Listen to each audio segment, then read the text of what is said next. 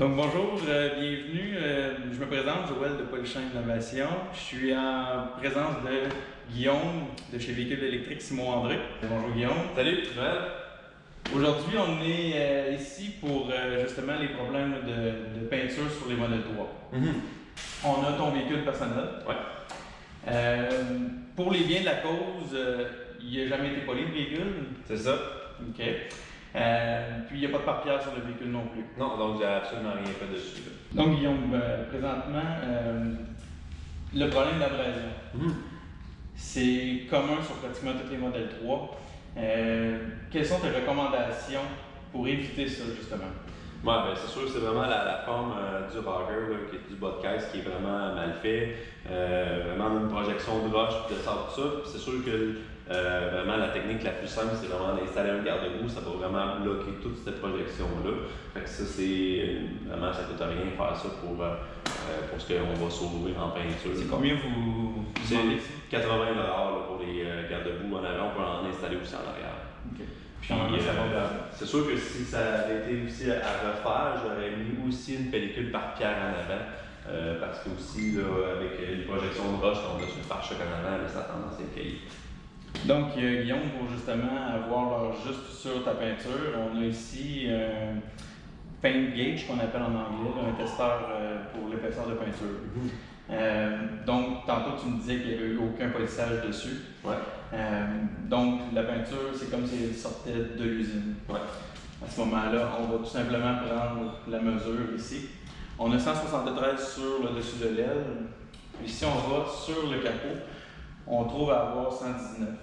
Il y a quand même une grande variation. Habituellement, un constructeur automobile, il n'y aura pas une très grande variation à ce point-là. On va peut-être avoir un 5%, là on est peut-être à un 35% de variation. Ouais.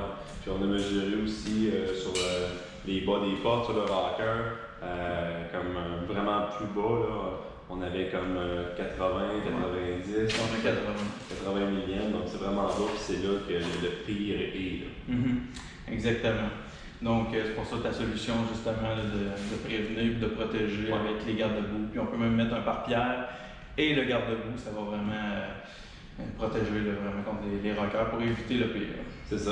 Puis ensuite de ça, pour l'entretien, que ce soit plus facile, tu proposes le scellant céramique, si je ne me trompe pas. Oui, le scellant céramique, là, justement, j'avais rien fait sur mon véhicule, puis on va l'essayer. J'ai vu des véhicules de clients aussi qui ont eu ce scellant-là, puis vraiment, là, le véhicule reste beaucoup plus beau pendant longtemps, surtout dans le cas des véhicules foncés noirs. Exactement.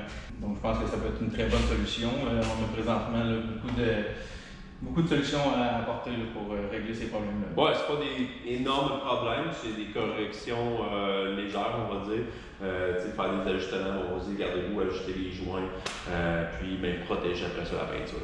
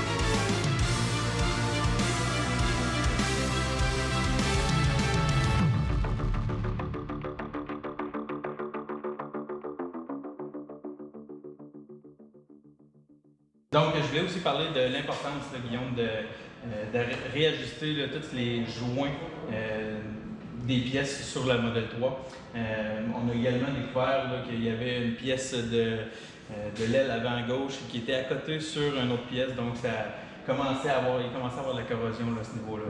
Donc, je crois que c'est vraiment important de porter attention à ces petits détails. Ouais, c'est ça, surtout les ailes, puis les joints de porte aussi. Bien souvent, les portes avec soit l'autre porte en arrière ou la partie de l'aile en arrière qui est mal ajustée. Il faut vraiment que la partie d'en avant soit un petit peu plus sortie que celle d'en arrière pour éviter justement l'aberration de ça. Donc, ça aussi, c'est à corriger bien souvent. Donc, en plus de ça, on a également protégé là, les rockers, les bas de caisse, justement les problèmes que les modèles 3 ont. Donc, pour ceux qui veulent se procurer le traitement de longue durée nano-céramique, ils procèdent de quelle façon? Ben, juste à nous contacter chez Véhicules électriques Simon-André, contacter Yann au service pour prendre rendez-vous. Donc, soit à l'achat d'un véhicule chez nous ou sinon, même si vous n'avez pas acheté de véhicule chez nous, vous pouvez quand même prendre rendez-vous au service pour ça. Parfait. Merci Guillaume. Merci à toi.